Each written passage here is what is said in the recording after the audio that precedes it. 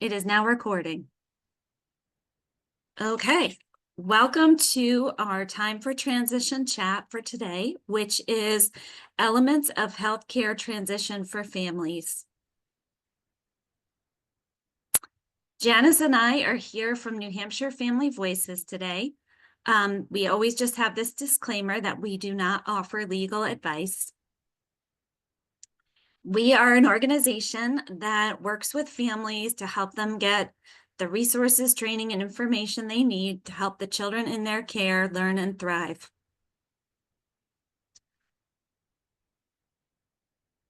The Parent Information Center and New Hampshire Family Voices work together to help families access the special education system and the healthcare system. Our team for today is myself, Carrie Brand. I am a resource and program support specialist for New Hampshire Family Voices, and Janice Boudreau, who was our transition support specialist. Today, we'll be talking to you about healthcare transition, and we're going to be covering what it is exactly, the relationship between healthcare transition and independent living. We're going to talk about how to develop health-related goals for your youth and give you some tips for working on health-related goals and the skills you need to build to get there. First, we're going to talk about what exactly healthcare transition is.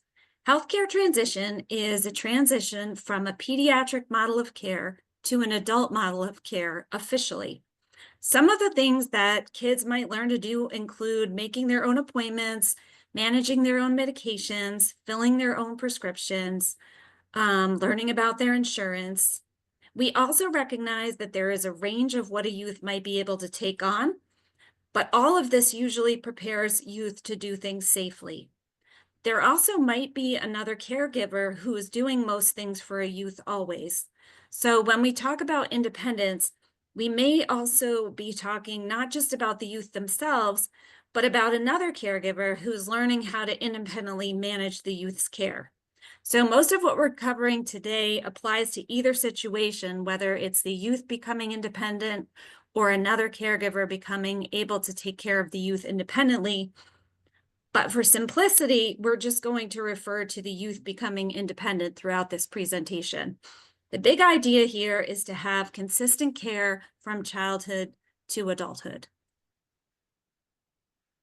This transition to an adult model of healthcare usually involves the gradually taking on more and more responsibility and learning the skills in order to be able to do that. With all the things you have to think about around transition, it may seem extra to consider the healthcare independence side of things, but it's all part of the same package because good health supports earning, working, and living safely in the community. And a lot of the skills that you need to successfully manage health are really just independent living skills, which a lot of youth are already working on at this transition age, which starts officially at 14. So we can connect a lot of independent living skills to the management of health so that they don't seem to just fall in the category of more work for families to do. 14 might sound young, but you'd be surprised how anxious they are to get started on it at that age. So we don't want anyone to panic if they realize that, hey, healthcare stuff isn't in my kid's transition plan. Chances are that many of these goals are, and they directly connect to health. So if we're looking at something like creating and following a daily routine, you can think about how taking medications on a schedule is really just creating and following a daily routine. Or for some, it might be eating at a certain time or using a restroom at a certain time. Identifying what is needed to be successful at secondary education or work, or whatever the youth are going on to. It usually involves consideration of their health needs. So if you think about, like taking a job at a grocery store And it might be, let's say we've had worked with a youth who realized that they needed some support in order to be able to stand for 8 hours. So they learned that they needed to be able to request an anti-fatigue mat. That's an example of identifying what you need to be successful, but it also relates to a health need. So we also talk about goal setting and problem solving. So if you find yourself in a situation where your needs are not being met, you know how to ask for the accommodations that you need or solve the problems that you're having. Decision making is a big part of managing health, and time management. So these are Yeah. all things that don't specifically say healthcare on them, but they all relate to healthcare management and independence. Yep. Okay. Another example of independent living skills that relate really well to healthcare independence are self-advocacy skills. So these are the skills you use to figure out how to get what you need. They're probably skills you already want your youth to build and are probably already working on. So I'm just going to give you an example of how these skills relate to, let's say, going to a doctor's appointment. And let's say your youth is talking to the doctor about their current medications. Maybe they're thinking about making a change. So what do they need to be able to do? They need to express their thoughts in a way that others will listen to. So that would be like explaining to the doctor how how they're feeling, what they want to do, talking about why they want to do this or why they might need that medication change. Then, being able to weigh in on what their concerns are about making the change, or, given the options, what are the options that work best for them? And then maybe they don't fully understand the information that the doctor's presenting to them. So they need to be able to ask for help and ask some of those clarifying questions. And then once, all the information is presented, youth needs to be able to make a decision based on that information. So again, nothing here, nothing in this skills list says healthcare. It's just about applying these skills to a healthcare situation. So that's really what we're asking families to start thinking about, thinking about connecting these skills you might be building in other areas to your youth's healthcare situations. Did you want to add anything, Janice?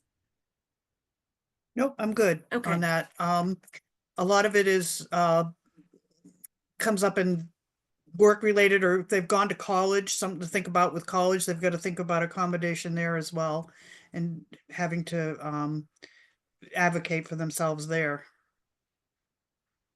Right. So, we talk with our kids a lot about advocating for what they need academically throughout the school years.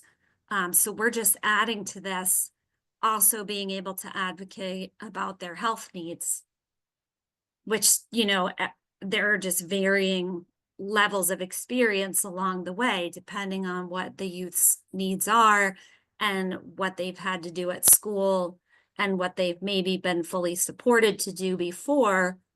And so looking for those areas where you can let them, step up. And it's really hard to do. I mean, from a personal point of view, I'm trying to work with my daughter on these skills, and it's really challenging as a parent in a situation, let's say like a doctor's appointment, where you have a very limited time with the provider, but you're also I'm trying to let her practice some of these skills. So it also is partly on me then to try to let go a little bit and let her Yeah.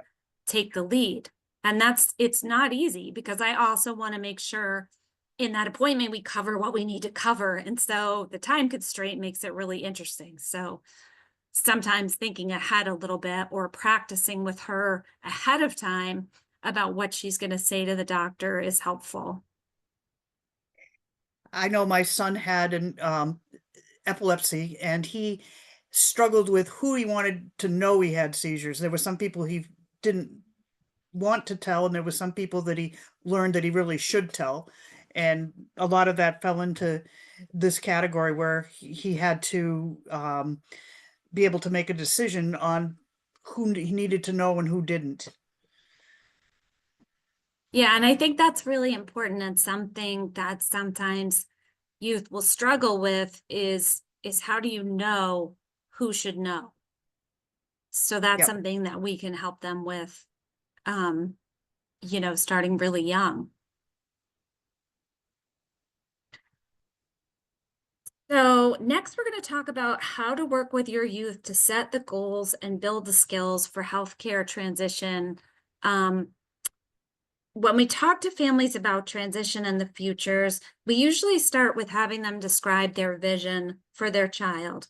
What does success look like? And it's important to get the youth's input on this. I mean, we all have our own visions as parents and as families, but we also want to make sure that our vision aligns with the youth's vision, right? So that we all decide together what's the vision for the future. And this will change, but it's a starting point.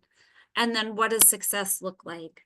And I want to point this out, and this is again, as a parent planning for the future, you want to do this thinking about the best possible future, not the crisis backup plan when you as a family member are having a really bad day, and feeling like, well, maybe they're just going to live in the basement. That's not the plan I'm talking about. This is like, what does that best possible future look like? And you start with that vision. And then from there, you can think about, what does my child need in order to maintain their health and the consistency of their care within this vision, within the context of this vision? Yeah. So Janice is going to talk to us a little bit about, once you have the vision, how do you tackle setting the health-related goals and building the health-related skills that are going to help your youth achieve the vision? And I think that a lot of us don't think about these things because it's well managed at home and they figure that it will continue to be. But the reality is, a lot of these things do affect somebody's employment or going to school or whatever. And how do meds affect them at different times of the day? They know if they're, have problems in the morning, that you don't take algebra or some class that is going to make it hard for you to concentrate. What health related supports do they need for work? This is really important. Carrie just talked about somebody who had trouble standing all day.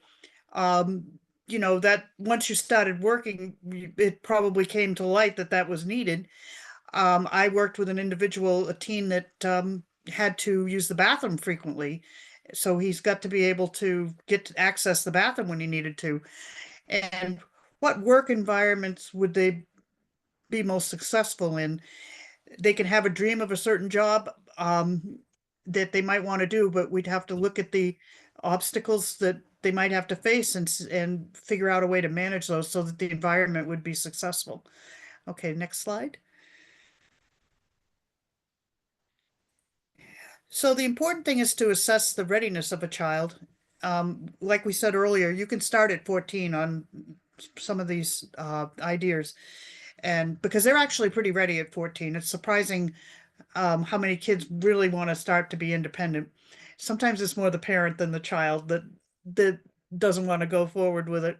Goals is really important. Even if it's just knowing what his meds are or her meds, knowing what they do, knowing where mom and dad get the meds, and building skills is the next place to go on this path, where you got to teach them to be able to know their meds and know how to use them and know when to take them and when not. So um, that's kind of the path that we talk about when we're getting kids ready.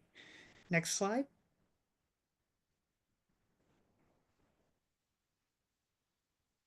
It's really important. When is the starting point? Can a youth explain their health needs to others? And again, it's surprising a lot of kids can, and they just need the opportunity to do it. Um, it's very important that they can find somebody who can support them with their health need, whether it be at school, work, or even in the community. If they're doing a recreational sport or something, do they know who they would go to if they had to? Um, does the child know or the youth know how to access emergency care on their own? That's can start very young, and it's important that they do know.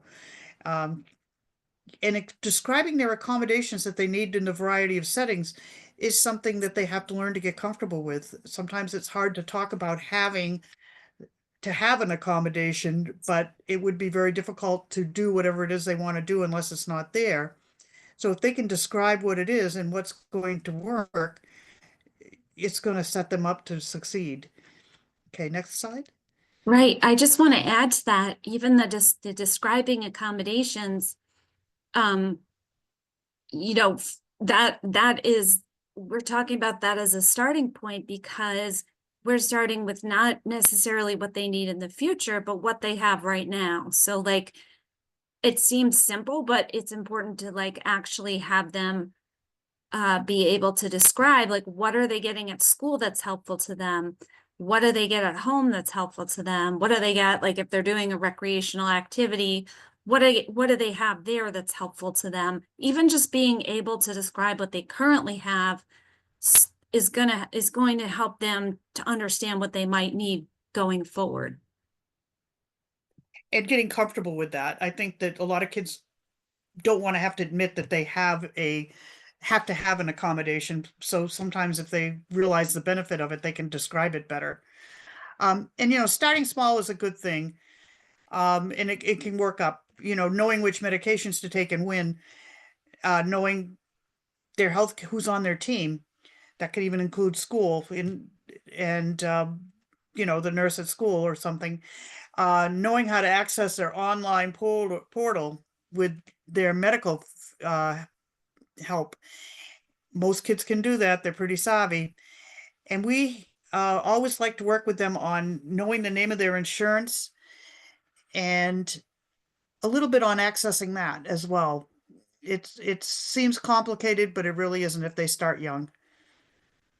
Right. And we're looking at this and we see like with these four kind of pillars of, building healthcare management independence. These would be overwhelming if you looked at, okay, the big picture is they're going to, manage their own appointments.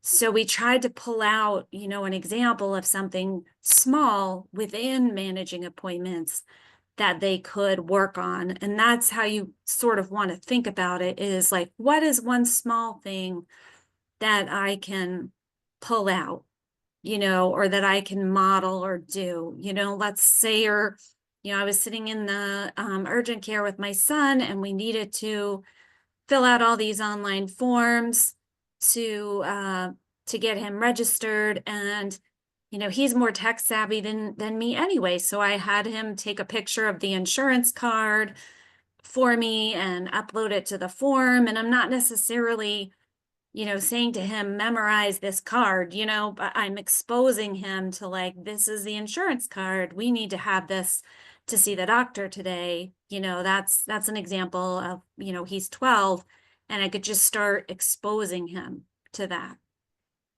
So you can pull out these small things rather than try to tackle the whole thing at once.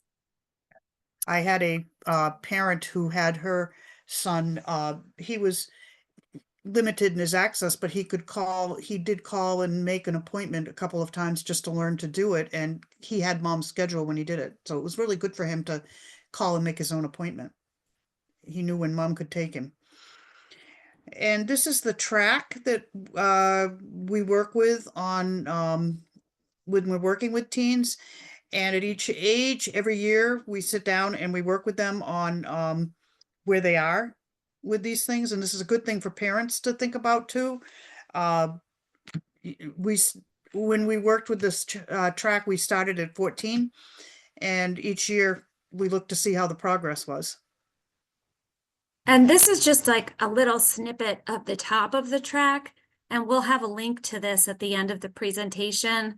It has a lot of different skills on it in each of the areas that we just looked at. So this just shows a little snippet from the managing medications section. And this is just one tool for assessing the youth's readiness and finding those starting points. There are some other tools that we have listed in the resources that we'll share at the end of the presentation. There are online quizzes for youth. And really the important thing to remember about these tools is, you know, you're not supposed to actually know how to do everything when you use the assessing readiness tools. You're just looking for, where are we starting at? What do we still need to learn? So that's an Yeah, this important is where thing you to make keep your in mind. goals. Yeah, because it can be overwhelming if you know, you fill out one of these forms and you check, no, I do not know how to do that in every category. That's perfectly fine. That just shows you where you are and what are some of the things you can start with. And then as Janice was saying, when we use this, when this is used in healthcare coordination, it's given every year to sort of track the youth's progress. But families can use this just to get a snapshot of where things are at.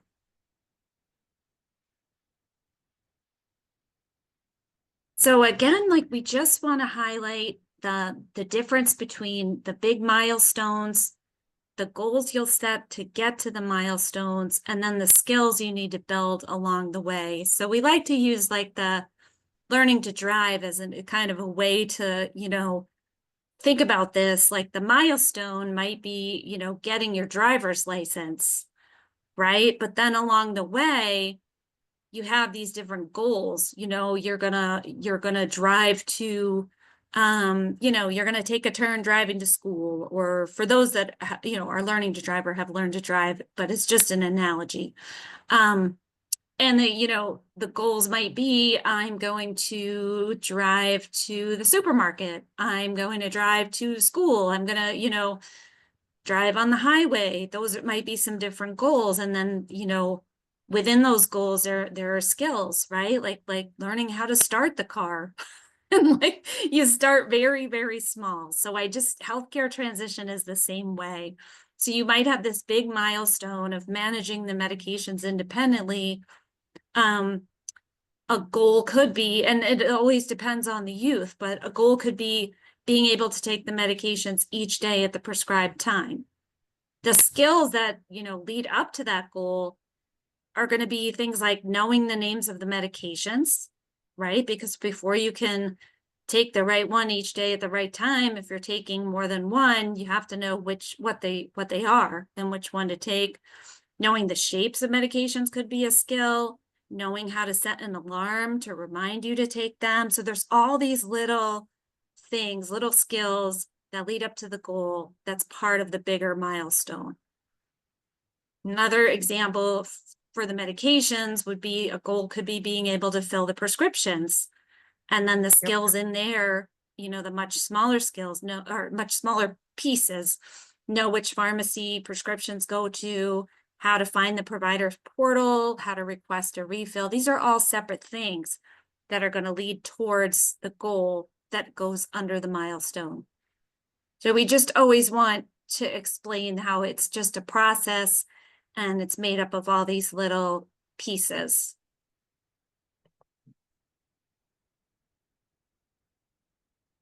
So yeah, so again, this is fluid depending on the youth. For some youth, a skill that we have listed here might be the milestone. So it just depends on, you know, where the youth are at and where they're headed. You know, and it same thing goes for a caregiver that's helping out. You know, my husband is still working on the names of the medications. And, you know, we haven't moved on from that yet to, you know, a bigger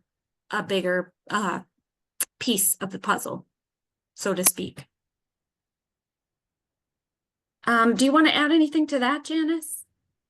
No, I think you covered it really well. I think it's all all small steps, but they can happen. So when you're thinking about this, you can also get the youth or the alternate caregivers input. What is something that they would like to be able to achieve within all these options?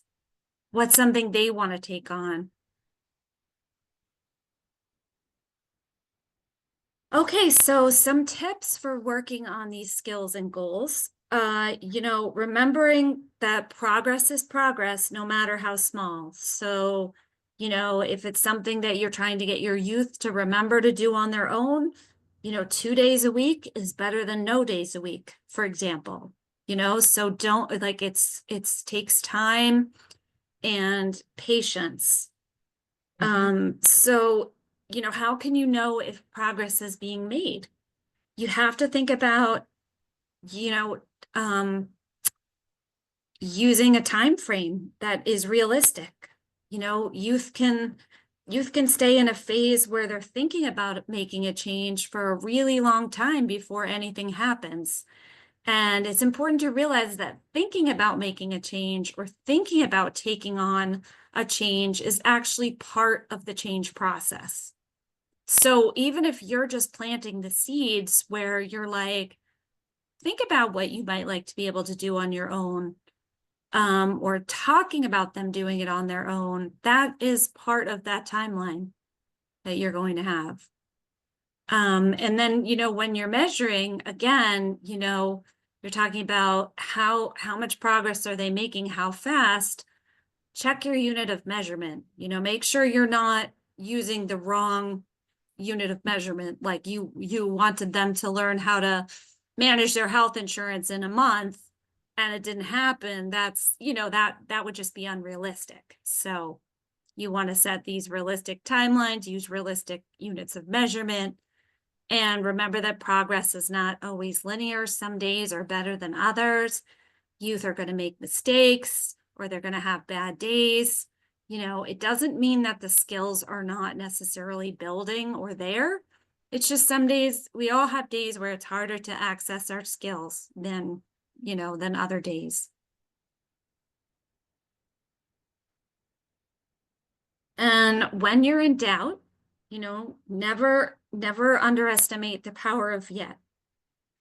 If there's something your child can't do yet, or you feel like you're having trouble helping them with, the word yet is really important to keep in mind. Yet means that you will get there. And that's what the goal is. And it takes however long it takes. Yep. So yeah, I hope this gave you some good things to think about. We have some resources here for developing health-related goals. You'll see there, the bottom one is the link to that transition readiness assessment questionnaire. There's lots of other tools here and resources on healthcare transition. If we were live, we would be doing this as a discussion, but here are some things to think about. The experiences you've had so far working on health-related goals, the questions that you have, and goals that you might be willing to share. And if you are, have questions about any of these things or want to talk any of this through, you are welcome to give us a call at New Hampshire Family Voices. And we're always up for talking about healthcare transition. This is just our evaluation form. It always helps us to get feedback to make our presentations better. So if you have a minute to fill this out, that would be great. And we really appreciate you watching this presentation and hope that we get a chance to speak with you about this in person sometime. Thank you.